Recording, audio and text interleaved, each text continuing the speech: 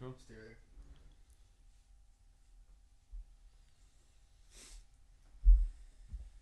Yeah, that's better. All right.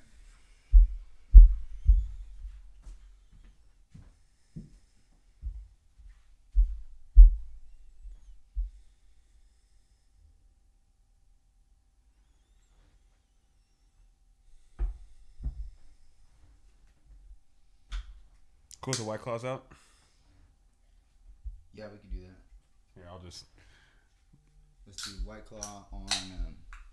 Do you want to set it here? No, it doesn't matter. Whatever's Yeah, cooler for you, man. Well, it's cool if it's in picture, but I just want to put a coaster up if we do it. Okay.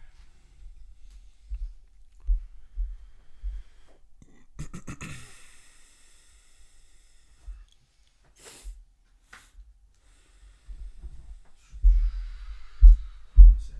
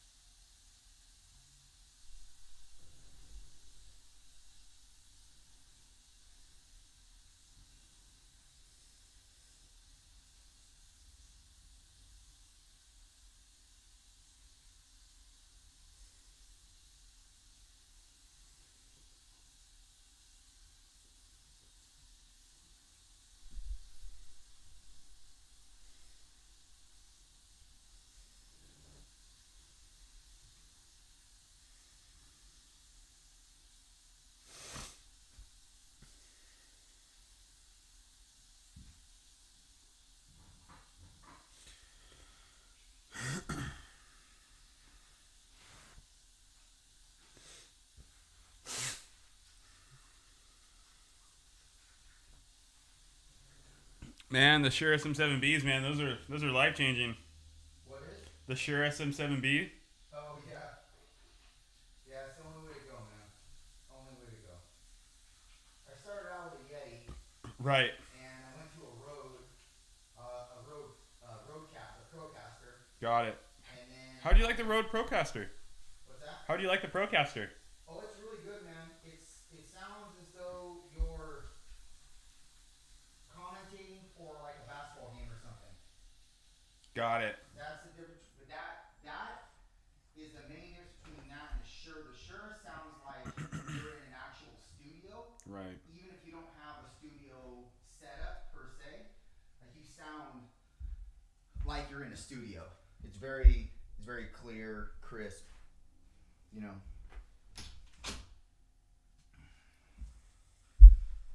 Okay.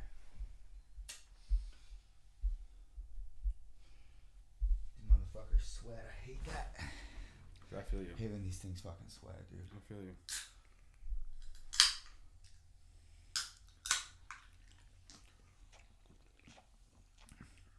Oh, Ooh. I'm gonna No, never mind. That's it. You came laced, man. Did, man. I just your figured, touching base on, I don't know, a bunch of different things, man. So you said raw and uncut and just going for it, just having a conversation with two dudes. Well, it's good that like when you hit me up and you said, what are we gonna talk about? And oh, that picture looks good. Okay. He said, what are you going to talk about? And I'm like, all these podcasts that I do, I don't like any script. I just want it to be free flowing. I just want, like when you came in the studio that day, and you were chopping up with me, just real Johnny, not pop soft wash Johnny, not business Johnny. Yeah. I hate that shit. And I don't hate it like on you. Yeah. I hate it on me. I hate it on everybody because it's fucking fake. Yeah. But the only thing, you have to obviously act that way because you're dealing with people that won't take you seriously if you don't interact that way. Yeah. Luckily for me in my business, I don't have to be that way. And I guess at first introduction with the person, I have to be professional to some degree, but obviously the business I'm in is personal training. So above anything, I'm personal before anything else. Yeah. And that's what helps me to establish rapport with the person, etc. And also people can tell if you're being genuine, authentic, and if that's your real mental state, you know, like if that's really how nobody talks that. It's like a news anchor. Nobody talks like a news anchor. Yeah. You know what I mean? Like, so anyways, that's what I want from you. Most importantly, I don't care about anything else. However you want to be transparent is up to you. Okay. If there's anything that's off the table, you let me know right now so I don't bring it up. No, I mean, I think like you said, anything raw and uncut, you know, I'm sure things are going to be brought up about, you know, current life events and what's happening, you know, God, I'm going through a separation, things like that. But things like that just, you know. You are? Yeah. Yeah. So, I mean, you know, it's happening, man. But it's one of those things, bro, like almost it's better for podcast content, man. It's just, it's self-growth, you know. And the big thing for me is like being held down so far below and then not being able to breathe and get back up above water and then be in that same spot for years. And then now that things are starting to transform and I'm starting to get out there and, you know, do things with the business and self-motivating myself by getting my mental health check and doing things like working out and, you know, doing things for my kids overall. Like it's just changed my mindset, my whole perspective on life. Yeah. And, you know, I mean, God just got with this lady, you know, because we were having a kid and a lot of crazy things came up with that, finding out. Can I ask you about separation and all that? That's totally. Okay? Yeah, of course. During the podcast? Yeah. Okay. Just tell me if there's anything off the table. Bro, I want to be raw. Yeah, so anything that you bring up, it's okay for me to piggyback on and ask questions and all that shit. Amen. Yeah, okay. All right.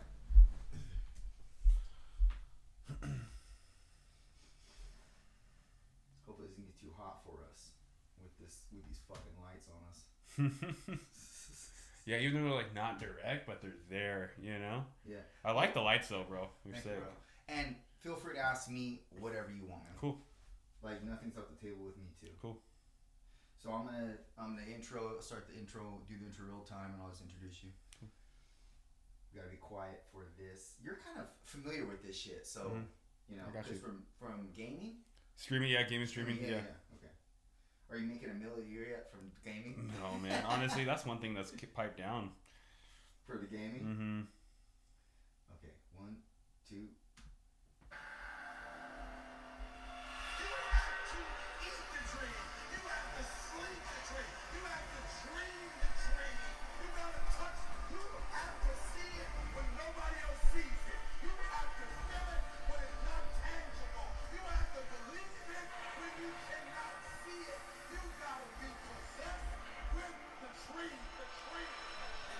What's up, guys, and welcome to Straight from the Chest podcast. My name is Justin Groth, and I'm your host on this personal development and growth podcast. Listen, if you're new to the show, I want to welcome you. I want to take this time and thank you for giving me your listening ear. Your support of the podcast means a lot to me. And if this is your 200th time tuning back in, or even your second time tuning back in, thank you for your continued support and listenership of the cast. It makes things so much better on this end, and we just really appreciate it. And listen, if you value this podcast, please do not hesitate to share it with somebody. Link it to your stories on Instagram. Mention me at Justin Craig Roth, and I'll re-mention you in my stories, obviously. And just link it anywhere, guys. If you have a Twitter, a Facebook, anything, just link it. Help to generate more awareness of the podcast. Please subscribe to the channel. We're on Apple, Spotify, SoundCloud, anywhere as a podcast. We're likely there. And leave a comment for the algorithm, like the shows, etc., etc. You know what to do. So, without further ado, I want to bring in one of my buddies, old-time buddy from back in the day, probably like known this guy for 12 years, man. Jonny, welcome to the show, bro. What's up, man? Thank you for having me. So, look, I wanted to have you on the podcast like everybody because you have a pretty tremendous story. And it dates back, I mean, since before you turned an adult. You went through some pretty big trials, man. So, for people that don't know you, just introduce yourself. Hey, my name's Jonny, and been in local here in the 805 been born and raised, and then moved away, separated from the area. I was in foster care, came back when I was 15, started back up at Rio Grande High School, and just from, if you knew me from that time, just where I am now, just what I've grown into, gosh, I could not be more blessed. I'm a father. I got 3 kids of my own, beautiful kids. I got a 7, 5, and 2-year-old, 2 girls, 1 boy. Couldn't be more blessed. Motivate me every single day. Love you, kids. That's who I am. They will not listen. They will not be listening to this podcast. No, You they have will to not. give them the shout out. Yeah, that's me. Well, yeah, that's you in a nutshell, but that's not you, man. And we're going to get into what makes you you and what kind of cultivated you into the person that I see sitting in front of me now today. So you have a pretty incredible story about staff.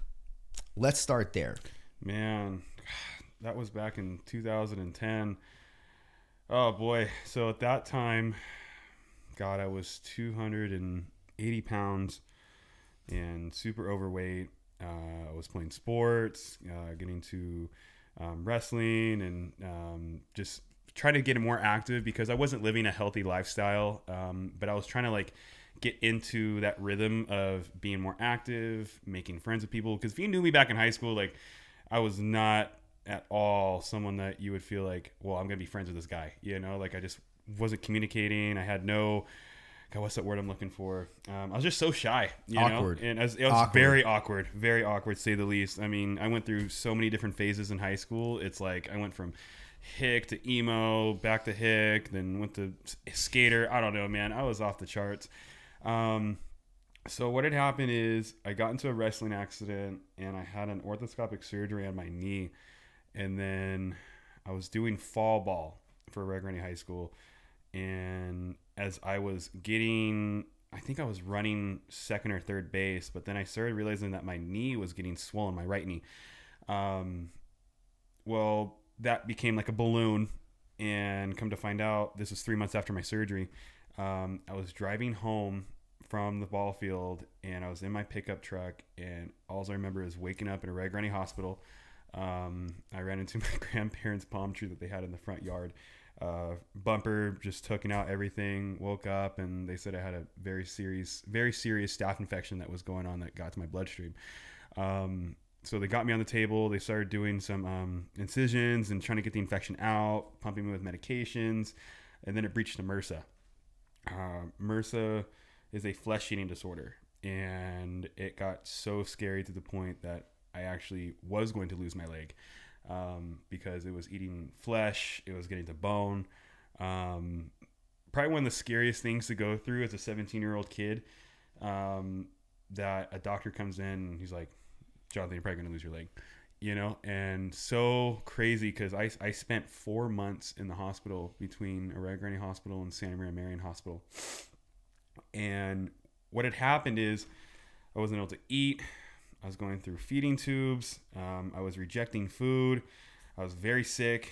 God, it's crazy. It's almost like it happened yesterday. And what had happened is I was eating at so much muscle mass, and it was eating everything around me. It was attacking my heart. God, we can get into all the detail about that. But what had happened is I had this guy, one of my old youth pastors. His name's Eric Wildy. And he came in to see me when doctors were advising people not to come in and see me because, well, it was an infection, you know? They didn't really know how crazy MRSA really was because it was still pretty fresh. Like, I think staph, I could be wrong, but I remember it was so huge in 2008 when I first started high school, and it was like the swine flu. If you got staph infection, like, you're effed. So then staph obviously progresses to MRSA if you're not taking care of yourself and whatnot. And so I remember Eric shared with me this Bible verse in the hospital, and he prayed over me. It was John 12:35-36, and can't remember word from word, but it was looking at the end of the tunnel. There's a light, and Jesus is going to be coming. And something in that verse just popped out at me, and just like my meaning to fight this infection and take the medications the doctors were giving me, eat the foods, and try harder, because I was at that giving up stage when I was in the hospital that literally like, and I was so depressed. Because I spent my birthday, I spent Christmas. I mean, I spent all December all the way to March in the hospital, and just trying to get right. And just going through the physical therapy process. I mean, I was in a leg immobilizer after shortly. I didn't have to lose my leg, you know, but something from that point, just like God said, you got to do this. You got to fight. And so I did. And then I lost 90 pounds from the time that I was in the hospital. And that's probably a good thing though, because you're a fat shit, dude. Holy crap, bro. I mean, I was so huge, man. It was 280 is not healthy. No, bro. it was not. I mean, going to Lopez and AG High School, I mean, first thing in the morning, I go stop by the donut store right next to your shop. And then go get Papa Rockstar every effing morning, man. And that was just my lifestyle. And I was smoking weed and, you know, doing dumb shit and just hanging out with just a wrong crowd. You know, just being stupid. Just being an idiot. I was coming to Fitness 19, you know, but I just didn't know what the hell I was doing, you know. And at that point, we all don't when we start. At 17, man, you know, once I started doing sports, I thought I was hot shit and just thought I knew the whole world. I mean, just who I was and just like how I was raised, you know. I mean, just I didn't give a fuck what people thought about me at that point, and I was just a dumbass, you know, literally. So when I was going to the gym, it was just like, you know, doing some curls here, you know, for the girls and, you know, trying to get right. But then once I went through that traumatic experience, like my life just switched a whole 180. I mean, it was nuts. And that's when I started meeting you, because I was going through the physical therapy, didn't know what the fuck I was doing, didn't know anything. And this guy would be in the gym, Justin, and God, what an inspiration, because honestly, you know, for someone like me who's been judged, who's had shit talked on, who nobody really believed in back then, if you knew me 12 years ago, to where I am today, that Justin was like that only person that actually gave a shit about my feelings and other people around him. Like, he just had, like, when you walked in the gym, like, not a persona, but just like, you knew that workout was going to be right. And I knew every time that I was there, I was motivated, because Justin easily could have charged me for personal training. Easily could have charged me. I mean, God, probably thousands of dollars, you know, when I used his advice and stuff. And that was that one point in my life where having a peer like that just changed my whole perspective on not humbling, but having that empathy and that sympathy, not only for my sympathy for myself, but having that empathy for other people. And that was just a small step, because as I was losing the weight and people were seeing me from before and after, I don't know, I'd say right after high school, about 6 months after, I became a personal trainer. And I became a personal trainer because I remember, like, Justin came up to me and he was like, bro, like, all these people keep coming up to you for questions. Like, what are you doing? Like, you know, you're motivating them, you know? And he's like, why don't you try personal training? And literally, like, I took on personal training because this guy told me to take it up, and boom, freaking got this expertrating.org personal training certification. And I think one of our buddies, Nathan, got it, and Josh. I've never heard of that. No, I don't know. So it's something that, like, Fitness 19 first, like, they just need you to have a certification. So I got it. It was like an easy way in, and then just kind of getting my feet wet with clients and everything. Yeah. And then like 6 months later is when I got my NASM certification. Yeah. So, God, that was a bitch. Which is top tier. I mean, NASM, ISSA, top, ACSM, top tier. Shout out to all them. Yeah, amen. Yeah, so, okay, so you were in the hospital. You lost 90 pounds. Then when you got out, is that when the whole pursuit for fitness started? just to be a better person, not only for myself, but, you know, for my loved ones around me. And with that, like, was getting a mental check and was working out and being healthier, because, I mean, going through all those EKGs, feeding tubes, MRIs, you know, everything, like, I would not ever wish that upon anybody, what I went through on my worst enemy. And I just had to tell myself that I could not get myself to a point like that ever again. At least that sick, you know, physically. And so here I am today, you know, haven't had Mercer stuff since then. It's very easy to get once you get it once. Like, really? You're very susceptible to it. Like, you know, God, if I get a cut in my knee, and then I'm, you know, wrestling on a, you know, say the pit, you know, I'm on their, you know, wrestling mats, not saying anything crap about the pit, but they're very clean. But any, like, type of bacteria that gets into a wound or anything can just like that, you know? Yeah. So it's just being cautious, like, you know, washing your hands. You know, I was very religious with taking like 3 showers a day for a while, and now I'm like down to 2. But it's just, you know, for me, you can't be too clean. Like it's like I'm yeah, you always, can. You can't. You can be too clean. Yeah, I am that person. You know, and I hate life because of it. I get it. But you know, and I don't say that jokingly, bro. I say that jokingly, but there's some serious to it.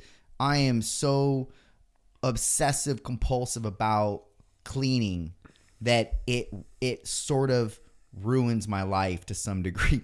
And I don't mean to be so bold about that and say it like that, but it's like it's sort of true. Like it ruins things, and it really bleeds time out for my day, etc. Right.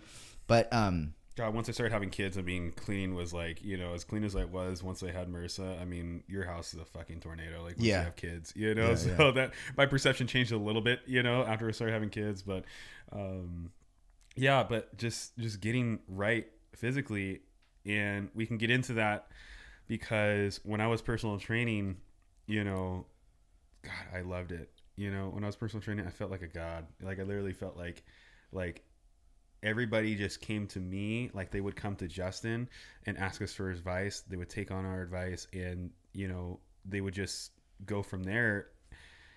With personal training came a lot of trials. You know, I was just a bachelor, really, just right out of high school. And, you know, with personal training also came other things too. Like, here I am, personal training somebody, telling them how to live their lifestyle. The same time, I'm not living that same lifestyle I'm trying to portray onto them, you know? So for me, personal training I became fake. And I put out this image, and this is just young personal trainer Johnny, that I was more, okay, this is how you got to eat. This is how you got to work out. At the same time, I'm not following all that, you know? And for me, like, I was more of like, felt like a life coach, you know, in a sense. Like, as a personal trainer, for me, like, I feel like you have to be, in a sense, a life coach, but for me, like, you got to be real, you know. And I haven't personal trained, God, probably since 2018. And being said, because I had to, again, fact check myself, I had to mentally check myself, but with that, like, waking up at 5 o'clock in the morning, training somebody for an hour and a half, you know, eating crap, and then coming back to the gym, you know, go grab a McDonald's, you know, McMuffin or something, and then come back and, you know, just trying to like feed myself, because personal training, like, you got to be real, you got to be raw, you know, and you got to be motivating at the same time. Like, not everyone's workout works out the same. And also, I was portraying a lot of my own workouts into other people's regiments, and just taking an easier route when it came to training my people. And this is just me being raw, that I felt really guilty, and I felt really hypocritical when I was personal training those years, at least until after I stopped personal training, because I had this image of this motivating, inspiring personal trainer, but deep down inside, I was fighting my own demons. You know, I was going out, I was partying, you know, going to Graduate, pounding Four Locos, you know, going to church, trying to live this image, you know, the Jesus Christ, and also like teaching kids how to follow the ways of Christ. And it's like Wednesday night, after Wednesday night group, teaching the kids, I'm going over to Graduate for college hump night, you know, and that was infectious, because I wasn't mentally right. Like, there was just so many things, like, you go, at least when I went through as an adult, that I've seen raised up. And I was in foster care. I had a lot of separation in my life. I've had a lot of disownment in my life, and I was still kind of portraying that stuff inside me, where I was trying to portray this other image, and I was just being fake, you know, and I just wasn't that real person that people were seeing years ago. And I don't think a lot of people know that about me, because that's the way I feel, because I felt like I could have been a better person, a better version of myself for my clients, for my friends, for my family, those that were there to support me, those who motivated me. I really wish they would have known the real Jonny Davis, who I am today, because at that point, like, that unhealthy lifestyle I was living, you know, it just kept going down. And yeah, so what in 2018 when you were training, or no, I'm sorry, this is pre 2018, like 2015, 2014, shit like those years, right? How old were you? God, in 2012, I was, when I graduated, I was almost 19. Okay, so you So know, 21. early into your early 20s, you know, like you were not doing things that your older self reflects back on now and looks and says like, you're fucking up, man. You know what I mean? You weren't doing good things, but I would argue that we all don't do good things when we're 20s. I was a knucklehead too, just in my own way. I didn't fuck up bad, but I would argue that the only reason why I didn't was because I was raised in a nuclear and good household. Right. So that all has a lot to do with the equation. You know, you didn't have that type of upbringing. Right. So you were already at a deficit. Yeah. And it's crazy that you came out of it the way you did, being in the deficit that you were, because most people wouldn't have cultivated themselves to be what you are now today. But so I understand your reflection back on it and saying, you know, I wish I would have been this way. And I wish, you know, I was trying to promote such and such for an image. Well, yeah, we're all trying to fucking promote such for an image because we're all trying to search for and find our identity. Right. 100%. That's all it boils down to, is just we need to understand our identity, especially as a man, our place in the world. Like, Right. Where are we going? Yeah. What is this becoming? Our rite of passage. Lion King illustrates it real well. Have you ever watched Lion King? Yeah. Obviously you have. So Lion King, obviously as a Disney cartoon, it doesn't seem like it's real meaningful. But when you look at the actual storyline of it, well, obviously his dad dies because it's now Simba's job to take on the pride. And the only way that's going to happen is if he goes out on his own and he embarks on these foreign territories that are treacherous and threatening, and he overcomes them to see what he's made of. Right. But he's also still searching for his identity, his way, his rite of passage in the world. Well, that's analogous to you and I. It's no different. It's just how we started off, right? That makes a big difference in our trajectory going forward. Right. And some people start off really, really well and they fuck their lives up. And some people start off really shitty and do great.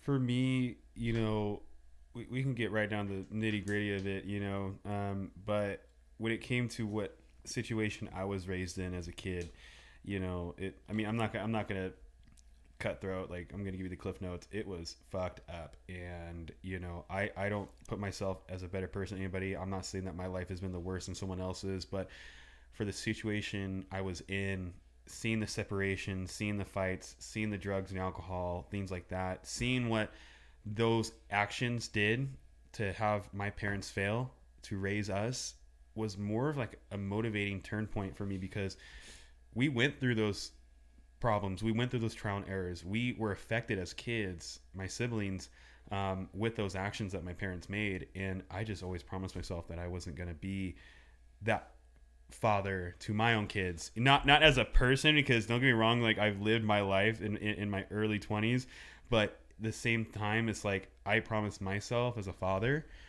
or as a, you know, husband, boyfriend, whatever, that I wouldn't portray myself, that I would find my final image and be able to be righteous and be sympathetic and be empathetic, you know, and be able to just grow from my parents' mistakes. You know, I was in foster care, moving from home to home, and I was just a hard kid to deal with, you know, but I just had so many damaging things that were going on in my life, you know. Mom brought it up to me that my biological father at 5 years old was not my biological father. She said that it was this guy, and then that just damaged me as a kid, as a young kid. When did she tell you that? I was 5 years old. No, when did she tell you that part about your biological father? At 5? I was 5 years old. Okay. Yeah, and then I was kind of like, man, you know, then I like really think about it, and then it got brought back up when I was 12, and at that point, just me and my mom's relationship, and we were just butting heads, arguing. She was using drugs, abusing alcohol, and it just was so toxic in the household for me and my sisters, where we got separated due to some health issues in the house and stuff, and or health code violations, and so we got taken out. I moved to Victorville, My sister went elsewhere. So we got separated as a family. We got separated as a family, and was with a family for 8 months in Victorville, then moved to another one, then that home for probably 2 years, and then got out of that one, moved into another one for a couple years, and then came back to my dad's house, which is when I moved to Red Granny High School, because he was clean and sober, and courts granted him, custody and stuff over me, and then he fell back short into the darkness, and now he's just been kind of living that lifestyle since he fell back when I was 16 and still today. So what had happened is my mom told me about my dad not being biologically mine, damaged me as a kid, and then I lived. Okay, so then she told me it was another guy. And then so this guy that my mom said was my father, we never took a DNA test. We compared baby photos. She's like, yeah, this is your dad. I know this is your dad. And so I built a relationship with this guy shortly after my other father. Okay. So my one that was on my birth certificate is the one I moved in with at 15. That's the one that my mom told me was not my biological father. Oh, really? Right. So after my dad shortly fell back into the darkness, into his drug abuse and stuff, I actually seeked out for this guy that my mom said was always my dad. And we have photos from growing up. This guy would come over to our house when I was growing up as a kid, always called him uncle, all this other stuff, he was just kind of like, like a best friend to my mom, So come to find out, this guy ended up being my pops, built a relationship with him. This guy from 16 on until, 26. The whole family on that side, my dad's side was, at the wedding, the one who I just built a new relationship with, he was at our wedding, me and my ex's wedding, and, been raised around my kids, all this other stuff. Well, he passed away of pancreatic cancer in 2018. And that was really, really just crazy for me, because it's like, I literally only had 10, 11 years with this guy, and I wish I would have known more. There were questions that I had for him, things I wanted to ask, things I wanted to say. I was still upset. I was still angry, but then again, I was like, I felt this terrible loss, because not only did I lose somebody, but also my 4 other sisters lost somebody. My nieces and nephews lost, their grandfather. And it was just heartbreaking, man. And then about a year later, in 2019, my mom went over to her house just to say what's up, and she just felt really bad, like she was just crying and just upset. And I'm like, Mom, what's up? And she's like, Jonathan, like, Scott wasn't your dad. And I'm like, excuse me, like, can we like replay this? And she's like, I don't think Scott was your dad. I think it was somebody else. I won't list any names. So when she said it was this other person, which is the third person involved, I was just like, dude, I'm almost 30. Like, we got to stop playing this game. And at that point, I ordered an ancestry DNA kit, and I'm like, fuck this. I'm going to figure out what's really going on. Brother, I felt like when I got those results, I had a different nationality. I was like, my family's from like across the world or something. Like, there's no way, because come to find out, the original fellow that was on my birth certificate ended up being my father. And from the time that my mom told him that I was 5 years old until I was 27, there was so much disownment in my family, even when I was living with them for that short time when I was 15 to 16, that I felt different. Like, when I was in that household as a teenager, like, I didn't feel like I was a part of the family, because what I knew in the back of my head, that this guy wasn't my father, right? I played that in my head. I reacted towards it. There were things that he would tell me as a fatherly figure that I would just erupt on, and I would take out on my grandparents, on my other family members, on him, because I was just such a damaged kid. And to find out that he all along was my father when I was 27 was like crazy, because I mean, the DNA kit didn't lie. I mean, I linked up with a sister who I thought was my half sister, ended up being my full sister, and linked up with some other cousins and an auntie of mine. And that's crazy. Yeah, man. So, and getting into that, what had happened is I got with my current ex situation. My wife was married to her for 5 years. Hey, love you.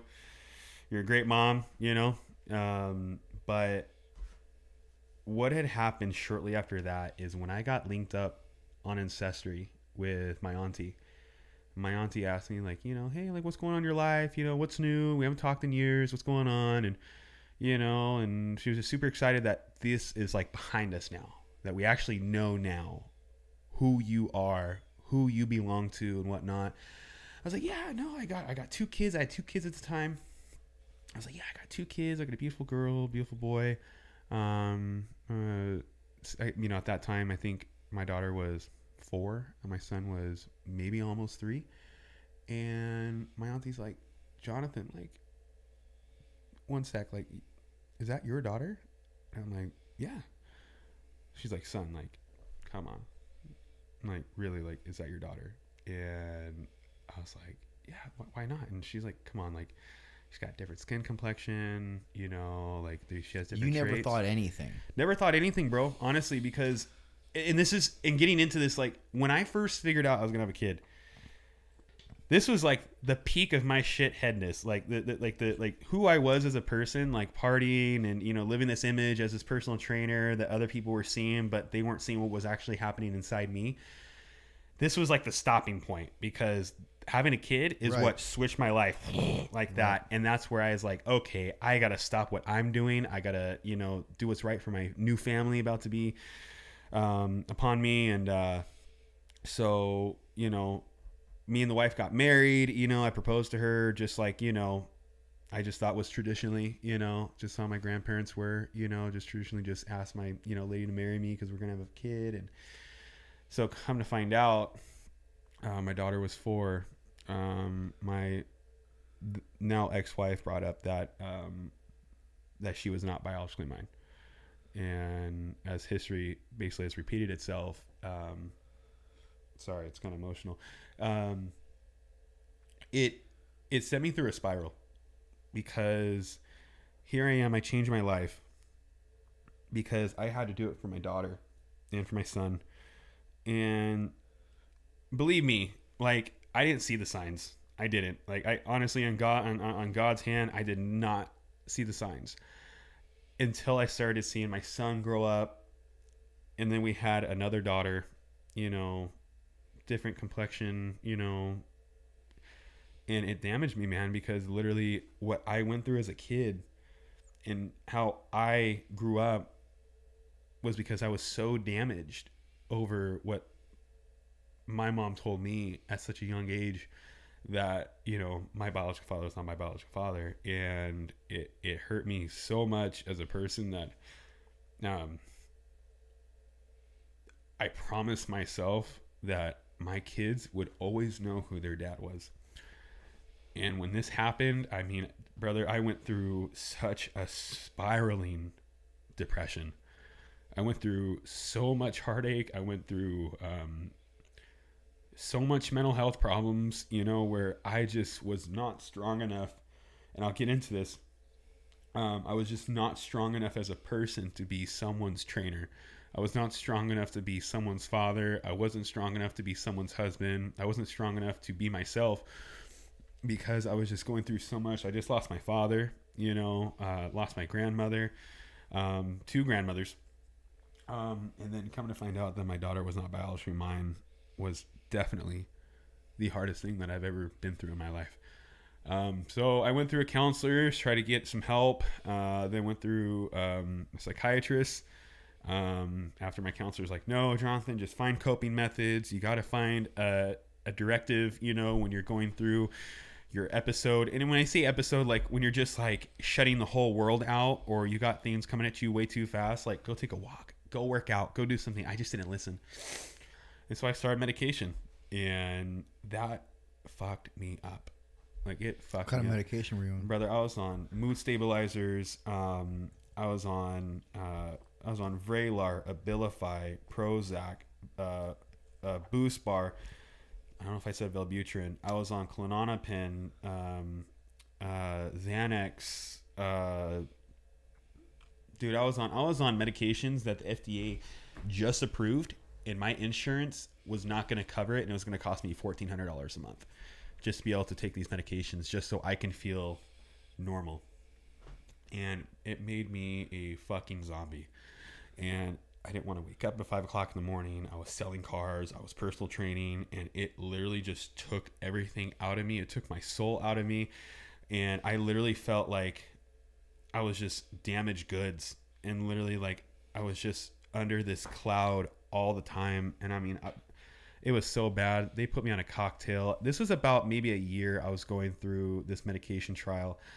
And whenever I told them the symptom that I was having, I'm not going to name any names of psychiatrists local here, but he would basically just take this one out without tapering off of it and then just throw this one in. And it just threw me just in this spiral. I was thinking suicidal thoughts. I was just not myself. Like, How old were you? At this point, this was 2019. 2019. 2018. We're talking. That's when you found out you weren't the father of the child that you had been raising for how many years? At that point, 4. And this woman had no children prior to you? No, had one. Had one. Yeah, my stepson. Today, I mean, no matter what, as I'm going through the separation, Matthew, I love you. I know you're not probably watching this, but you were my boy forever. You helped me become the person I am today. He's 11, so my oldest daughter, who is non-biologically mine, she's 7. That's still my girl. No matter what, guys, as you're hearing this, like, that girl is still daddy's girl. Like, that does not change. Like, I have never treated Matthew, Ari, even my own kids different from the other. And no matter what, as I'm going through the separation with my current wife, Ari, Liam, and Riley, those are mine. And Matthew, you're always going to be in my heart. You're my boy. But as we go through the separation, like, you know, Ari is in that package, you know, like, that is my girl. That is my number one. That is my first love. Sorry, I was, yeah. You're saying something. But that's the one that's not biologically yours, correct? Okay. And you know that the other ones are biologically yours? Yes. Okay. So when she told you that, and that kind of, that's honestly most men's ultimate fear, is knowing, and it's more of a fear when they, you know, the more investment they put into the child. Mm-hmm. But just knowing that I can't understand what that means, but, and I have no children, because I have no children, obviously, but that must been, I mean, heart-wrenching, man. But what do you do at that point? You know, you've already invested so much time into this, and love into this person. You can't just, like, no, I mean, know? God, the human heart is so fragile, and yeah, but the mind is very strong. The mind dictates what the heart does. 100%, you know. But for someone like a 7-year-old girl to, I'm sure she's asking questions. I'm sure she's gonna wonder. You know, she's gonna ask me one day when she's a teenager, like, "What's the deal? What's the story?" You know, and I'm still not prepared to even talk to her about that, because even still today, I don't want to believe it. I don't want to. You look at my kids, you look at my social media, you see it. You see it. Like, it's clear as day. Like, there's no around it. But no matter what, like, that girl is mine, you know. But getting back to the breakdown of what happened with the medication, you know, I was going through anxiety attacks, panic attacks. I mean, so bad, Justin, that, I mean, first off, I was getting ready for competition before all this stuff happened, and like for bodybuilding, and I was at 185 soaking wet, 5% body fat, ready to go. And then this whole thing just went through a spiral turn where I stopped going to the gym, got so sucked into my depression that then my heaviest last year was 260 pounds. So I basically just regained all this fucking weight that I had. I did regain it before at one point when we were pregnant with Ari, right? But it was like 40 pounds that I just lost. So it was nothing, you know, like, that was one thing. The difference, what happened now, was that those medications, I wanted to die every single day. And I was so dependent on those medications because of the cocktail sauce that I was in, that I had to take something in order to just walk out my fucking door and just go down the street. Like, I was having, I don't know if you ever seen Shameless, and Frank is dating this one woman who has fear of leaving her fucking house and is taking one step at a time each and every day. So it takes like a year before she can actually, like, go like 3 blocks. Jeez. Brother, it literally felt like that. Like, I could not go without a panic attack a block down my fucking street because I had the fear of passing out or dying.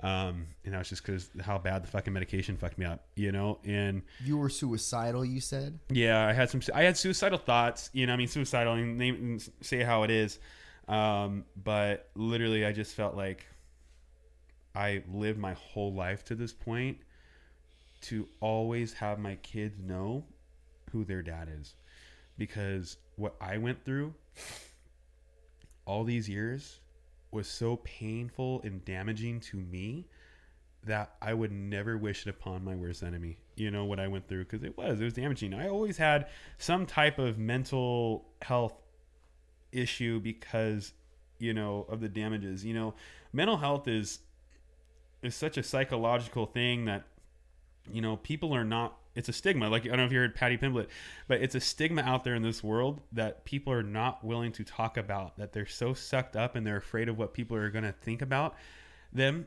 That is what I was going through. Like, I was so fucking scared of being this personal trainer for all these years, and people knew me as fucking Jonny Davis. People knew me as this motivational, inspirational person.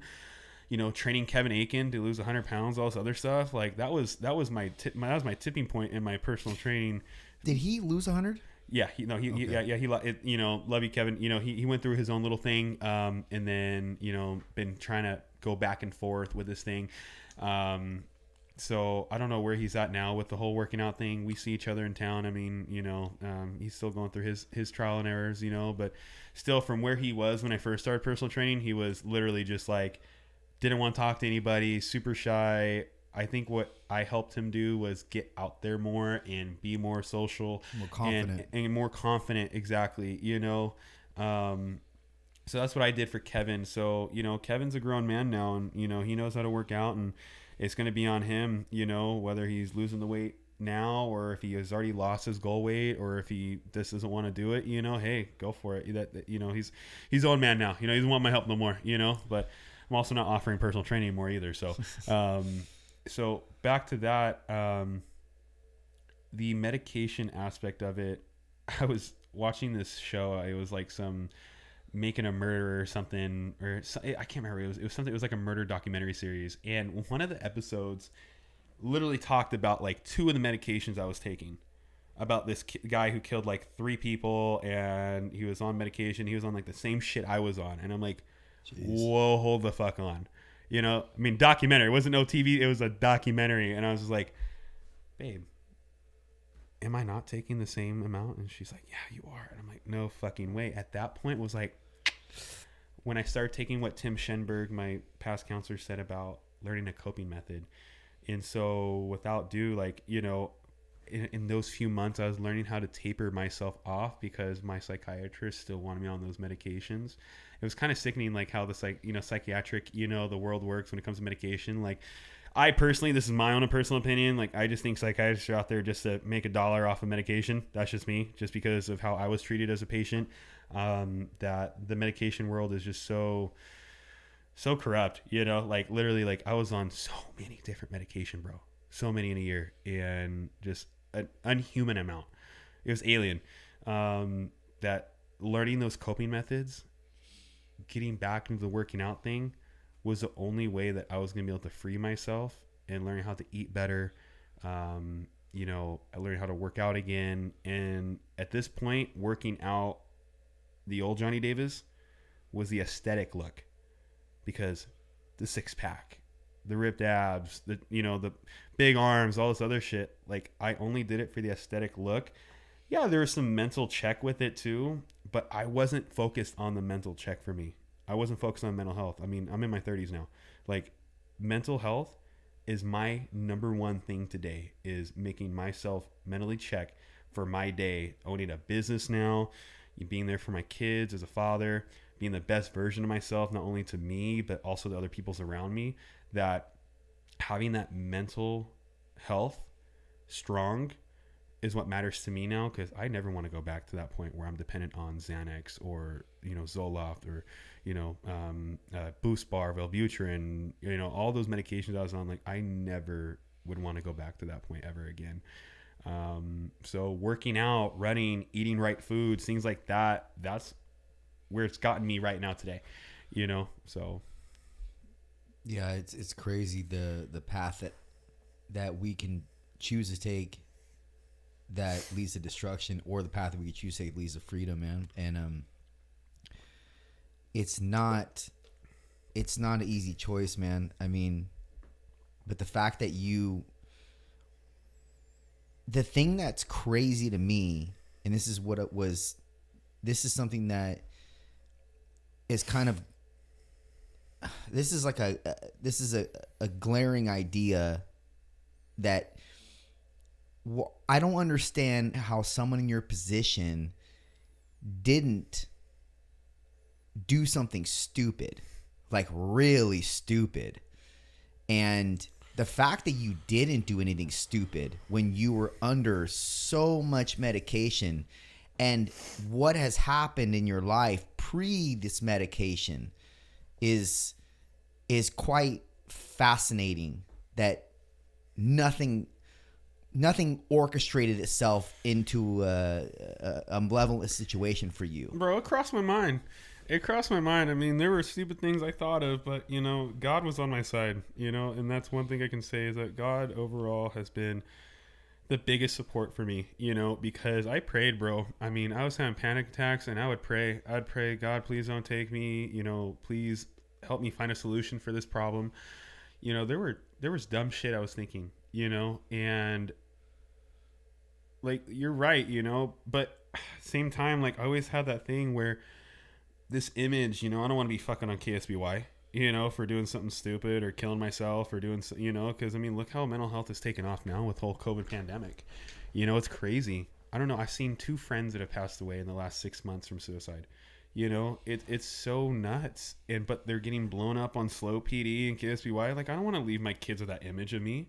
I don't want to leave this earth that people, you know, that literally every memory and everything I worked so hard to get to at this point, gone, you know, and that's where I'm at. You know, I don't want, just because my mom hurt me, just because my dad damaged me, doesn't mean that I wouldn't damage them back, you know, right. Because I wouldn't want to put them in what I went through as a kid, you know. And even today, my parents are still kind of like, you know, over their head on, you know, how they think I felt as a kid, but they really don't know the damage that they put on me as a child. And even growing up to, you know, having my ex-wife, you know, go through, again, my ex-wife is a great mom, hands down.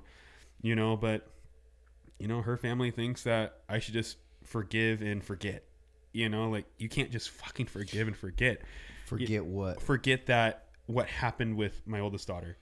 You know, like, guys, that still goes through my head every single day. You know, and it goes through my head because I'm trying to plan out, and I overthink, you know, the day that comes when she's asking me, you know, Daddy, you know, are you my real daddy?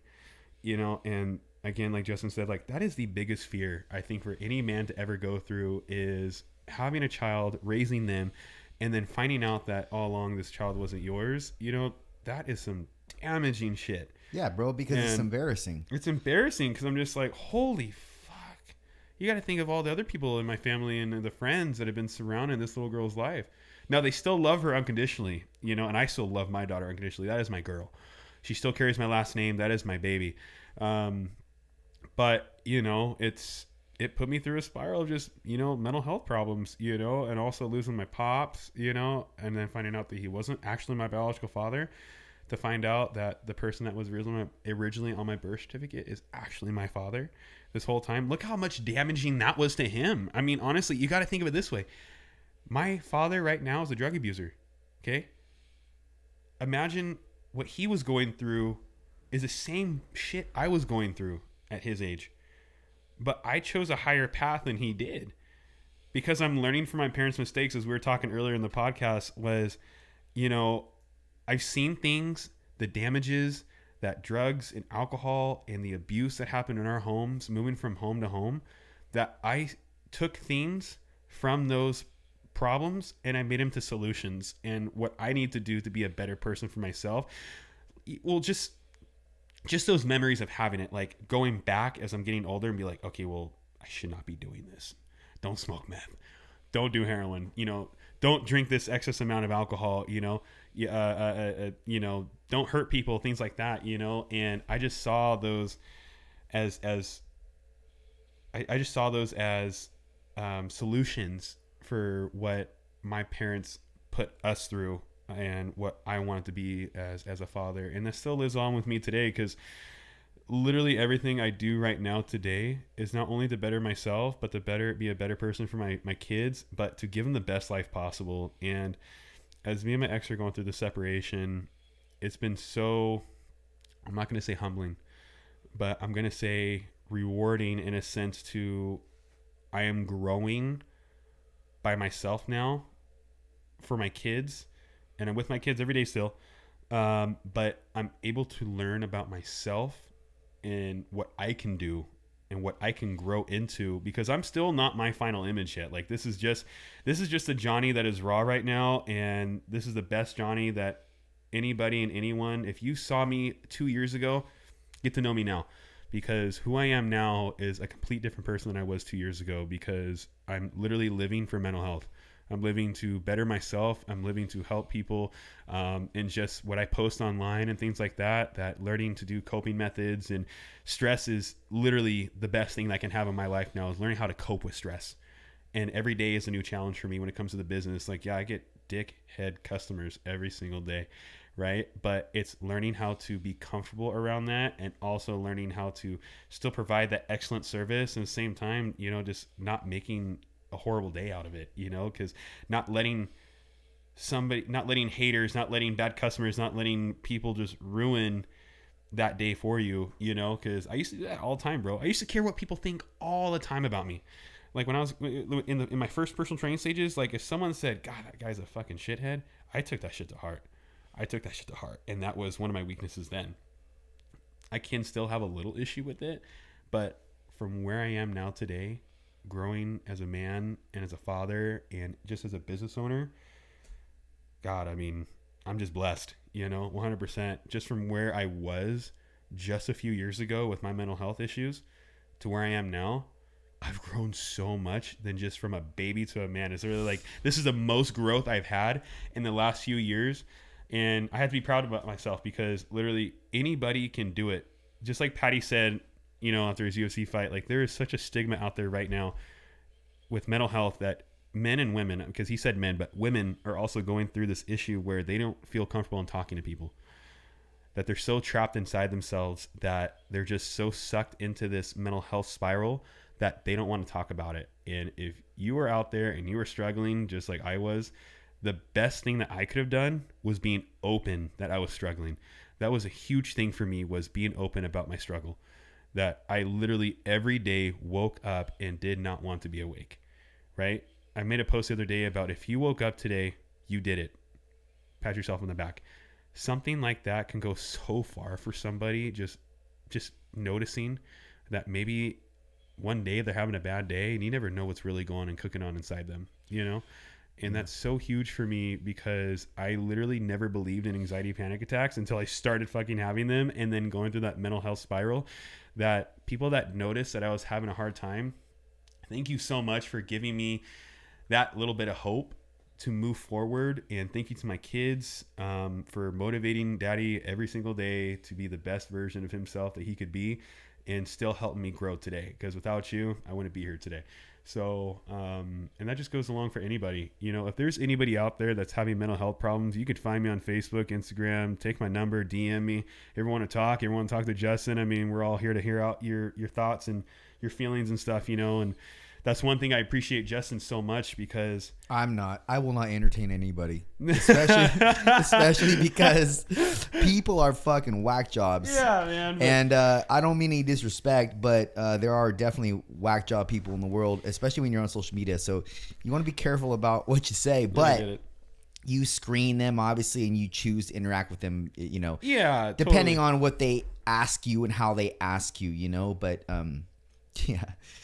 So, but I'm sorry if you just killed your family and you're hitting me up to give Yeah, me some right. advice. I'm sorry, I'm not doing that. Sorry. Exactly. Block.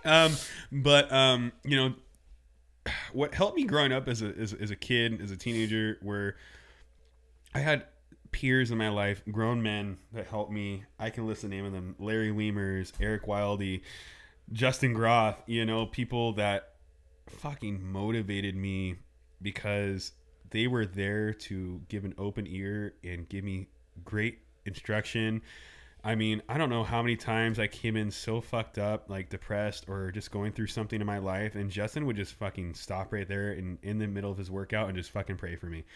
And that went so far, Justin. You know, I've already done my tearing, my crying with you, you know, on how I felt about it. I mean, Justin's a genuine hero, you know, at least to me, you know, and it goes so far for me to hear how successful he's doing with this podcast and what he's doing for other people too, because it goes a far way, it goes a long way. And for someone like me who went through the mental health, like brother, like when I was going through all that crap, seeing what you were doing still and motivating people, I mean, fuck, I don't know how many days I thought about you. It was like, God, like I want to get back to where I was because Justin helped me out, you know, because Justin's still growing. You're still growing today, you know, like you're still growing into this, you know, one day this perfect image or this person is his final form, I want to call it, you know. I mean, I think we all are still, you know. I think we're also working on ourselves still. I'm still working on myself today. And Justin was definitely a motivating factor for me to get better, you know. I mean, just one of the many motivating factors that I had. And just how I wanted to live my lifestyle, you know, not be in my parents' shoes, doing drugs, you know, living off of low income, EBT, not putting my kids in foster care, you know, things like that. Like, you know, Justin may have had a good home, but he also has a good heart, you know, and that's one thing I want to carry on with my life is having a good heart and sharing that empathy and that sympathy for others, you know. Yeah, so I appreciate you, man. I appreciate that, man. 100%. That's very, very humbling to hear you say, man. I would say that the most proudest moment I had of you was when you started your business. And I would go out on a ledge and say that that's the reason why you have cultivated this other image of yourself, because this business is giving you purpose and meaning.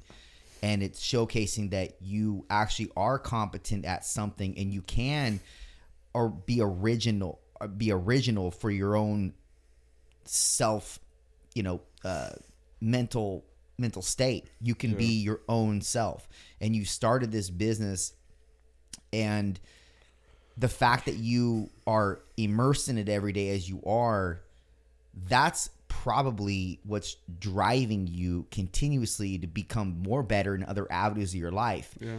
But because the thing that I see is very, it's very, the thing that's almost very, I guess the thing to recognize here is before you had the business, you were kind of wayward in what you did. And it wasn't that you didn't put your all into things you did pursue, but the fact is you didn't stay with them that long. Right. But it was only because you were young, trying to find your identity, trying to find your role in life. Amen. And obviously having kids was the catalyst, I'm sure, to being able to take on the provisionary aspect for them. You know, you're now a man, have a household you have to provide for, etc. So you obviously jump into those shoes as the man and provide. Right. And that's another reason that's probably what led to the whole developing the business. Yeah. You know, because that's something that is very meaningful to men, is having something that they build that's purpose. Themselves. And the more men that don't operate that way and don't develop something for themselves are very lackadaisical, very much wayward in life, because ultimately they're trying to search for that specific identity that they fit in, right, or their tribe, so to speak. Well, if you're a standalone type of guy like you are, you don't really have a tribe, man. Right. You have to make your own tribe. And oftentimes we do that, but that's hard to do that. Yeah. It's hard to stand alone, and it's hard to create your own tribe. But you were able to do that, and I would argue that that's the reason why you're so strong and powerful now in terms of your direction, your navigation, your demeanor towards everything, because you have this to levy on. Right. That's the thing that's giving you hope. That's the thing that's giving you purpose. That's the thing that's making you wake up every day with strong desires to be better. Yeah, I couldn't agree anymore, because I told myself before I was 30 that I was going to have something figured out, you know, and I always just felt like I was on a clock, you know, when it came to what my purpose was going to be and what I was going to be doing with my life. Doesn't mean that this business is going to be, you know, something I do for the rest of my life, but getting my feet wet, opening a business, having a purpose, like waking up every day, answering phone calls, making estimates, you know, putting bids out there, you know, it's rewarding because like just alone last week, you know, I mean, did 1,800 in sales, you know, I mean, that's big for me. That's a big pat in the back for me because just 5 months ago, I'm like, fuck, when am I going to get busy? You know, I may be doing like a house a week. Now I'm doing at least 1 to 2 houses a day, right? I'm getting calls all the time to do estimates, all the times to put in bids. And it's been so rewarding because what's the worst people are going to say? No. Okay, move on. But what I'm getting out of it is knowing your self-worth, right? Just because this guy does it for $100 cheaper, I'm sorry, but my business, my way of doing things is more valuable, not only to me as a person, but to my business as well, where my product and what I do, you know, you're going to get the best solution when you choose me. So, or better business when you chose me. And so there is a purpose with me, you know, running this business because I'm so eager to see how it grows and how it walks on its own. Like I'm sure your experience with, you know, you starting your, you know, personal training studio and stuff, you know, I'm sure it was so like, holy shit, this is a risk, you know, like what am I doing? Yeah, but and fuck then, it, man. What else you know, am I going to do? I mean, 100%, You know? I talked to a kid the other day who was doing this food truck for his friend, man. And, you know, he was so bummed out because they had to split ways but he wasn't a business owner. And all this time I thought he actually owned the business, but he was just an employee for this guy. So I ran into him at the bar and I'm just like, hey, what's up, bud? He's like, well, me and this guy separated. So we're not, you know, doing the food truck thing anymore. He's moving on with somebody else to do the food truck. I'm like, I thought that was yours the whole time. He's like, no, bro, I was just working for him. I'm like, bro, like my best advice to you, because you're 25 and I'm 30, is take the fucking risk. What's the worst that's going to happen? Okay. Because with risk comes success. And that's what I'm learning. And this business that I'm in right now could easily just tank. Okay. I'm in the window cleaning, solar panel cleaning, soft wash, pressure washing business. And I haven't witnessed what a fall and winter time looks like. Right. I could easily have a shit fall, shit winter. But at the same time, I'm still going to push every single day until my CPA says this business needs to drop dead. Because, you know, yeah, I feel like I'm successful, but being that I'm new into this business, I still got to worry about overhead. I still got to worry about my expenses, what I'm putting into the business, what I'm putting out of the business, what I'm giving myself, you know, to support my kids.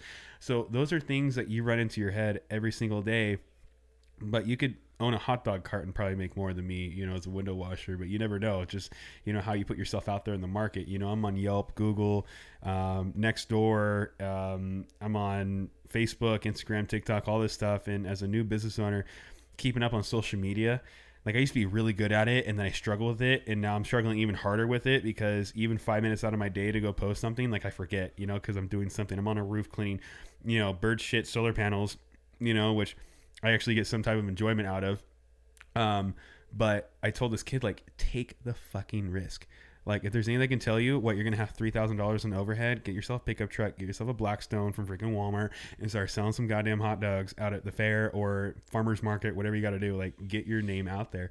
You know, I mean, literally, like, I'm going to be honest with you. Like, I had a buddy last year that told me, hey, own your own business. And I'm like, well, he's like, well, I'll help you out.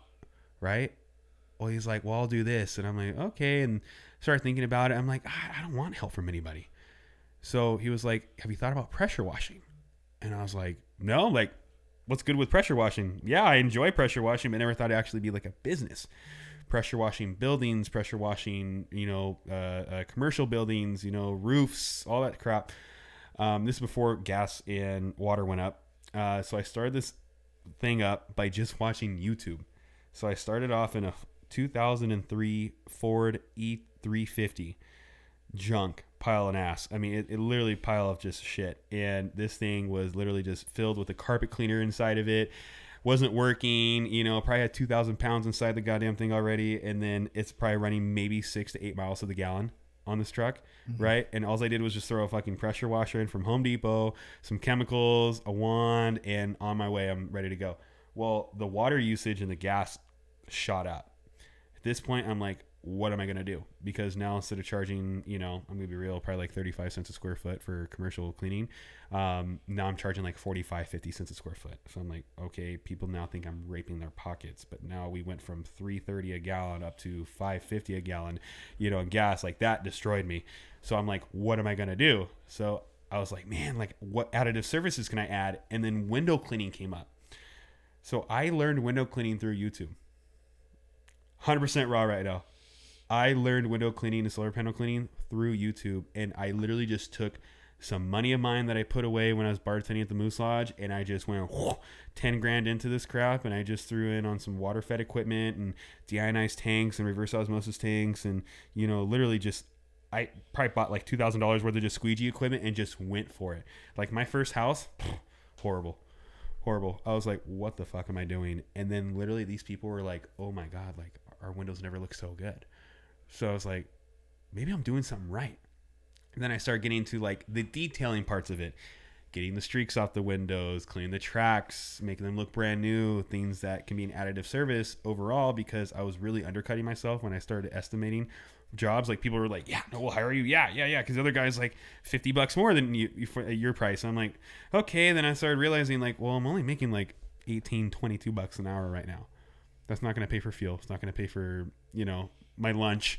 I had to figure out, I'm going to have to pay taxes on this. Usually California is probably like 18-20% on taxes at the end of the year. So then I started raising my prices, and now I'm the asshole that is more than the other guys, but it's like I still feel like I'm not enough because now I'm putting value into my business. Now I know how to clean a damn window. I make windows look sexy. I make them look good, and that's one thing I can take home every day, that what I've put into and self-teaching myself this business in a matter of a year, and then where I'm at today, doing a house every single day. I get calls to do houses on Saturdays and Sundays, and I don't know, without getting around the bush, but I could not be any more blessed than I am right now, being from where I started from and to where I am today, you know? Yeah, it's facts, man. You remind me of a buddy of mine, Austin, that I had on the podcast. Shout out to Austin Quality Tinting in San Luis. He provides a tinting service. He provides many services, over like 50 services. Oh, he's good. Belt. Yeah. And the thing about Austin is he'll always tell people if there's a point of contention with the price, with the customer and him, he'll just essentially say, well, maybe we're not the best fit for you.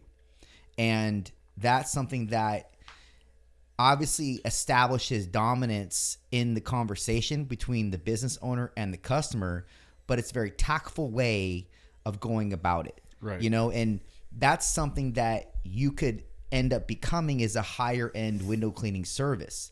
And for example, you have a little higher end vehicle. You could always even level up to like a Mercedes Sprinter van, etc. Right. When you get, and I'm sure that's one of your goals probably. Oh, but the fact is, if you provide a service and you're known for being a great service and you're known for being a higher end service, people will pay more, and they actually prefer to, because it does this for them. It gives them bragging rights, which then gives them more clout with their friends and whoever they're talking to, because what they're essentially saying is, I have this disposable income to pay for this. Who are you using? Right. It's the same thing with personal training. However, you cannot charge an arm and a leg if you're not worth an arm and a leg. Right. And that takes years of education and credentials. I always say I charge what I've been worth for the last 17 years in terms of accruement of knowledge and education with personal training and fitness. You don't get me right now, or you don't get me what I was when I started.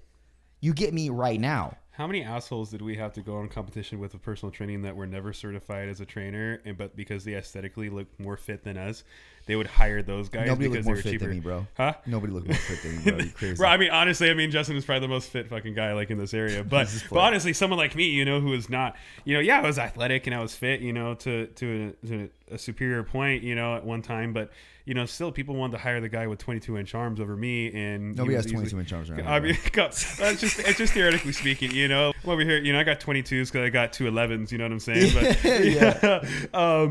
yeah. No, I mean, there were guys that were turning me away because, well, Joe Schmo, you know, he's got bigger arms than you, and you know, he knows what he's doing, and it's like, come to find out, he's not even certified and all this other stuff. And I'm like, I did all this education and training for all this, and here I am charging $70-$80 an hour at a gym, you know, and I'm only making 20-30% commission off of it, you know, like it was crazy, you know. Sorry, I didn't mean to. No, that's good, man. So the biggest thing for me with personal training is, you know, people ask me, well, you're gonna go back to it, and no. I don't think I'm not ready for it. You know, maybe sometime down the line. No, I would say do not. Yeah. And I would tell you that because unless you're not going to start a personal training business and have other trainers underneath you, it's very vaporous in terms of income and in terms of really pursuit. Yeah. Because you're just working for the hour. And it's not something that I'd recommend, and especially not something I recommend to people who just know bodybuilding or just want to train their buddies. Right. Like if you know bodybuilding, fine. But if you're not versatile in other elements of fitness to match other people's goals, then no, don't do it. And if you don't care about conversating and interacting with people and persuading them to be better through said exercises or said nutrition plans or any kind of guidance that you can give them that allows them to be a better version of who they could be, well, then don't get in this business. Yeah. You know, if you're just in it for yourself and want to train your buddies and shit, that's not going to happen. You're not going to make money. Right. I could imagine being a trainer now just because how much work it took. It's literally like, even if you're working for a gym, it was literally building your own business, building your own image. And so for me, like getting the amount of clientele that I had before, again, would take an astronomical amount of time for me, for someone that would just be getting back into it. You know, if I was like, you know, 6 months from personal training, you know, and I just took a 6-month break, a little bit easier. For someone like me, like I just couldn't do it. But I don't know if you remember, I did the massage therapy school, right? Okay. So I went through massage therapy school, got certified as a massage therapist, got out of school, and then I went to go apply for some jobs. All these people are hiring for massage therapists, Sycamore, Lido, all these other places here, you know, high-end places. Well, they're hiring, we need 12 massage therapists. Well, they're hiring 10 women, 2 men. Mm-hmm. They're not hiring 6 men, 6 women, because in that industry, like it's kind of, I want to say frowned on, but you could have a 300-pound dude that wants deep tissue, but they want the 5'2" little woman to massage and give them deep tissue. They don't want a guy like me who has more strength, you know. No, because it's sort of awkward. Yeah, right. To when they get massaged by a woman. I'll get some body work. I'll get some body work done from my dudes, you know, from people that I went to school with, you know. But for some people, it's kind of like a pride thing, like no, like I don't want a man to touch me, kind of thing. And I get it, you know. But like Justin was saying about, you know, if you're a personal trainer now, you know, like it's hard to make it unless you actually own your own personal training business. Same thing with me graduating massage therapy. If I really invested the time into figuring out what massage therapy is going to do for me, like I would have just stepped away from it, because I have had no luck with getting massage therapy clients. And unless you actually own a business as a male therapist, right, you wouldn't make it as massage therapist. Like, and that's just my own personal opinion, because, you know, literally, you know, I went to school for 2 years for it. And then literally it's like, then COVID happened, and then it's like, well, now I don't want to touch anybody. You know? I mean, you can make money as a personal trainer. Right. You have to be able to collect clients, and you have to be able to base your schedule around when they have open opportunity, you know, your clients, that is. And you can make a decent amount of money doing that, but you have to have a large amount of clients, and you might want to have another income on top of it. Most of my trainers have a separate income. Right. They don't just train, even though in my training world, in my gym, I give them 70% commission on any training session that they do. We're elite. 70%? 70%. Because I believe in the trainer, bro. I don't believe in the fitness. I believe in the fucking trainer. That's awesome. So I want to give them back as much as I can and still run a business. Yeah. So, but that being said, that on top of that, they charge elite rates, because I only hire in people that are credentialed and have serious years of involvement in fitness. Right. And I personally vet these people. Like I consult with them beforehand and I make sure that they're a good fit for the business. But here's the thing. They can make a lot of money doing it that way, especially because they have zero overhead to pay for. All they have to do is come in and train. But they still have to market themselves. They still have to collect the clients. And that's where sort of the disconnect lies with most people. It's hard for them to collect the trainer or the clients rather, because maybe they're not so privy to social media, right. or they just they have a hard time showcasing what they do to other people in conversation. It's hard, man. But once your name is out there and you're sort of sought after, people gravitate to you. You don't have to do anything at that point, right. but you have to be willing to establish yourself and take some risk in that sort of that interim period. Yeah, and I think for me, like, what would have made me a successful personal trainer, not only being mentally checked, like actually like not just being the aesthetic guy, but also like being there for my own mental health and actually, working out and, focusing on myself in that aspect, but, also like taking more of a risk, when, because I would be like risky of taking risk. I'd be like, no, like I don't want to deal with that. And that's where that second income for me was so important to me. So that's why I got into bartending. And I mean, don't get me wrong, I've had great nights bartending, but with bartending, having that second job, it was also like, pick your poison, and mine happened to be bartending because then alcohol was involved. And, I mean, gosh, you got a bunch of women looking at you and you're making a bunch of cocktails and, then you're drinking and they're drinking and, again, the money was great, but I had to step away from the bartending as well too, because even that was pretty infectious. And now I'm just all focused on the business now. So yeah, it's risky.